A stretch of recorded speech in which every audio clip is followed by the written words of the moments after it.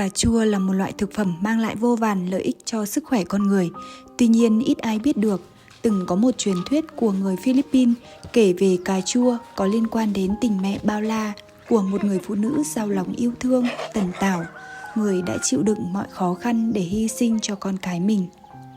Sau đây xin mời quý vị và các bạn cùng lắng nghe chuyện cổ tích của Philippines, sự tích cây cà chua.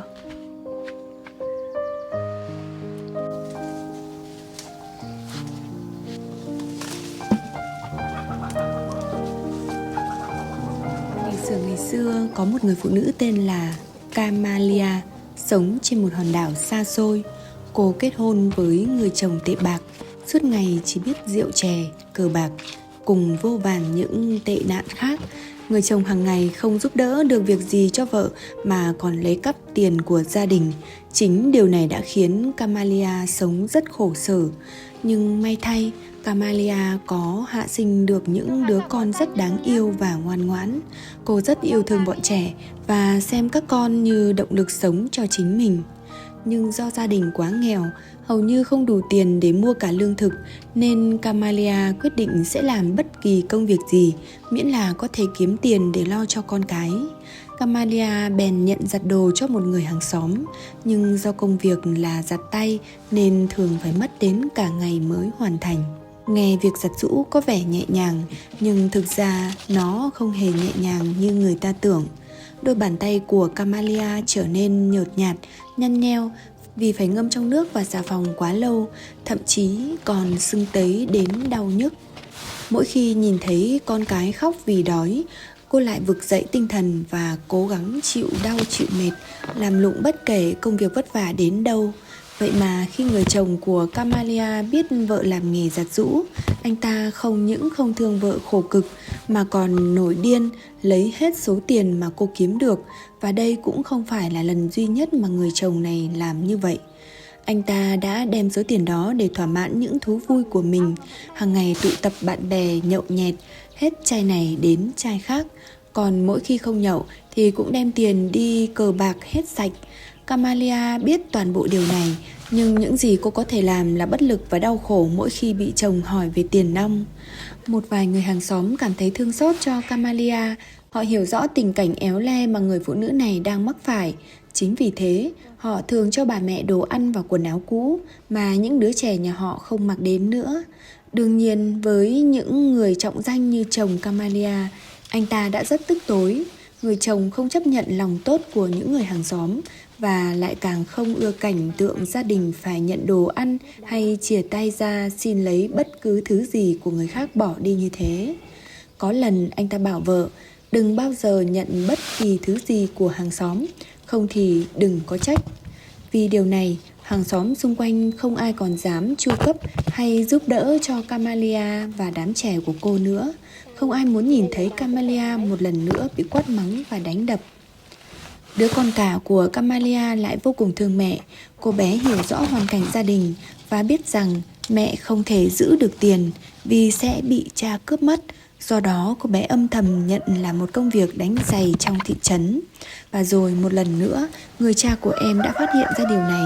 Giống như những gì đã làm với số tiền của vợ, anh ta chiếm đoạt toàn bộ thù lao mà con gái đã khổ cực làm ra, đem tiêu hoang hết vào những cuộc vui, đến mức không còn bất kỳ đồng tiền nào cho gia đình nữa. Vì thế, gia đình của Camalia hiếm khi có được miếng ăn đầy đủ. Đến khi cả nhà càng ngày càng cạn kiệt thức ăn, Camalia yếu dần đi rồi đổ bệnh. Trước khi nhắm mắt, cô chỉ kịp dặn các con rằng hãy chôn cất cô trước sân nhà. Không lâu sau, Camalia qua đời. Những đứa con của cô vô cùng đau đớn trước cái chết của mẹ. Chúng y lời mẹ, đem thân thể của người mẹ đáng thương của mình chôn cất trước sân vườn.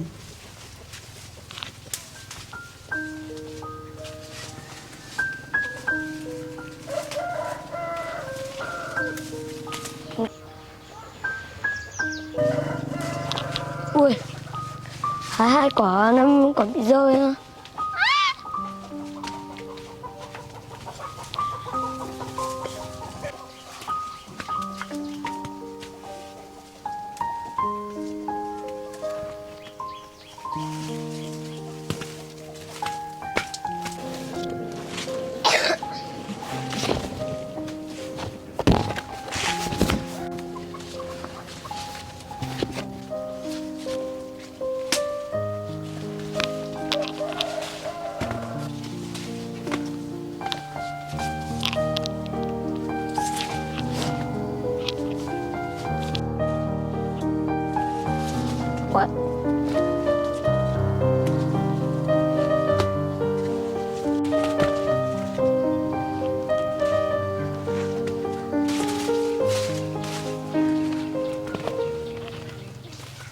ngờ, một thời gian sau, từ ngôi mộ của người mẹ mọc lên một loại cây kỳ lạ với quả tròn màu hơi đỏ. Con cái của Camellia cùng hàng xóm xung quanh đều rất hiếu kỳ trước loại cây kỳ lạ này. Họ đã hái quả mọc chín mọng ra ăn thử. Những trái quả đều căng tròn, mọng nước và ngọt lịm, có li ti những hạt đỏ bên trong. Ai nấy đều cảm thấy khá yêu thích quả này. Sau đó, những đứa trẻ của Camellia đã mang loại quả này đem bán cho người dân trong thị trấn. Với khoản tiền kiếm được từ việc bán quả lạ, đám trẻ cuối cùng cũng có đủ tiền để trang trải cho gia đình và mua lương thực. Cha của chúng từ đó cũng dần thay đổi. Anh ta bắt đầu cảm thấy ăn năn hối hận vì những sai trái mình đã phạm phải với vợ và các con. Từ đó cũng tu tâm sửa tính, trở nên vô cùng yêu thương lũ trẻ và cố gắng đền bù hết thảy những tội lỗi mà mình đã gây ra trước đây. Những cây lạ mọc trong vườn đã trao cho lũ trẻ nhà Camellia cơ hội sống một lần nữa, nên từ đó nó được đặt cái tên là Camatis. Tên gọi này được lấy từ tên của Camellia, ý chỉ sự bền bỉ và kiên cường của cô trong cuộc sống, sẵn sàng hy sinh để mang lại điều tốt đẹp cho con cái của mình. Kể từ đó đến nay, Camatis hay còn gọi là trái cà chua vẫn luôn là loại rau củ không thể thiếu trong các món ăn của người Philippines. Không những thế, cà chua còn dần có chỗ đứng trong ẩm thực Philippines, trở thành một nguyên liệu quan trọng trong một số món ăn được yêu thích. Không chỉ mang lại hương vị thơm ngon, cà chua còn là loại trái cây chứa nhiều lycopene, mang đến cho lợi ích sức khỏe tim mạch và huyết áp. Loại rau quả này cũng cung cấp 3 carotenoid khác là alpha, beta carotene và lutein.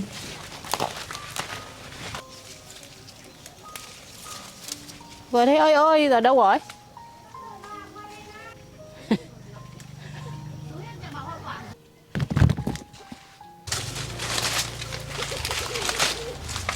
Em nặng chưa? Chưa rồi. Chưa rồi.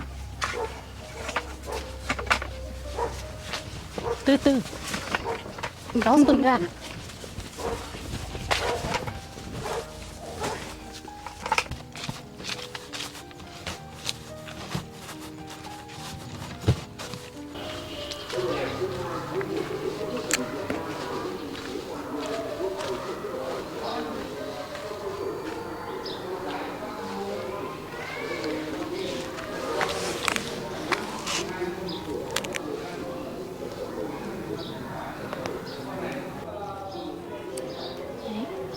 Cỏ nó xâm lấn hết cả vào cái bãi rau này của mình.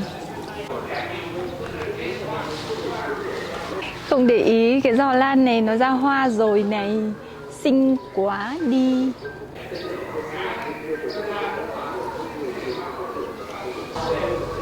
Bông hoa này xinh quá. Đấy, cái môi nó màu tím tím này.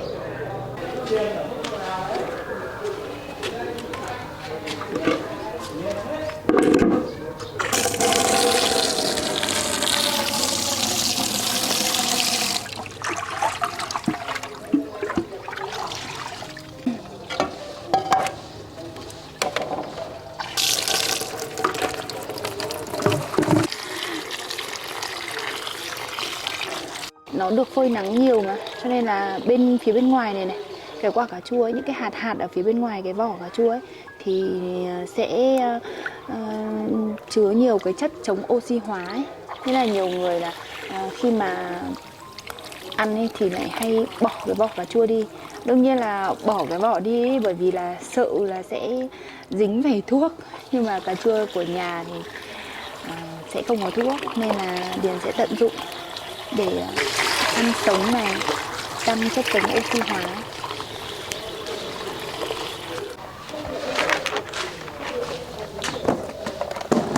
Ướp nó vào đây vậy.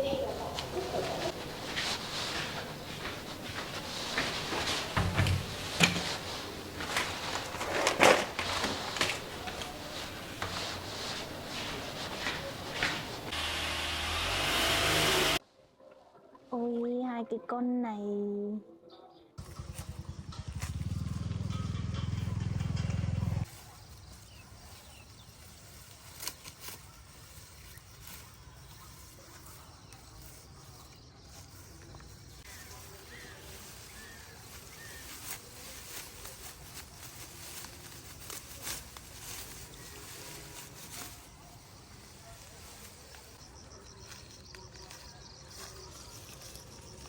sinh không? Nước đâu? Nước à? Con cho nó ăn nước. Có nước chứ hả? Uống nước, nó không uống nước. Nó như con thỏ ấy. Để cho nó Con cho nó ăn cả hạt. để cho nó cái này nó ăn ngô hoặc là ít gạo ấy. Vâng, có. Không phải để thế đâu. Ông bây giờ nhà ông nuôi một đôi thế này mà ông ấy tính nhà như vậy là được 63 ngày đẻ một lứa. 63 ngày. Đẻ lứa thứ nhất xong thì đúng tròn 63 ngày đẻ lứa thứ hai. Đây là nhà đây này đang nuôi thế này đây này, cũng giống thế này đây.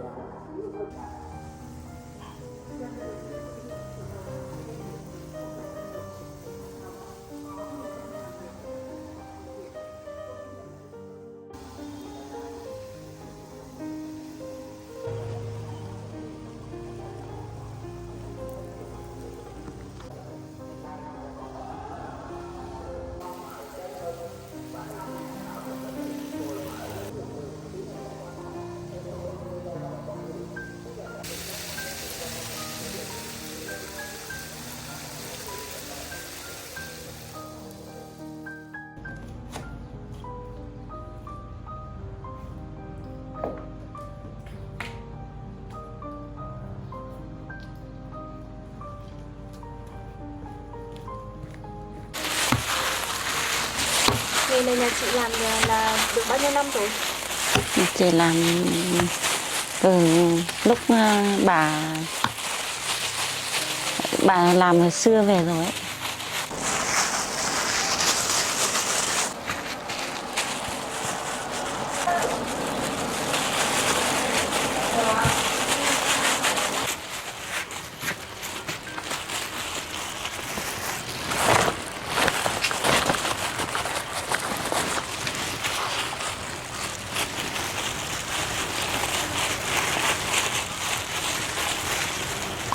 Em cứ cho một thìa đấy, cho một thìa để đẩy vào, xong lại làm thành tròn. Cứ tròn tròn thôi đúng không? Làm thành tròn thôi. Đây cái nhân này thừa rồi. Muốn qua cả mẹ? Được chưa chị? 10 cái. Phải không? 10 cái. 4. Một bên này 5 cái, một bên này 5 cái. Cái này nằng cái này rất. Bắt nó tập cái hào còn.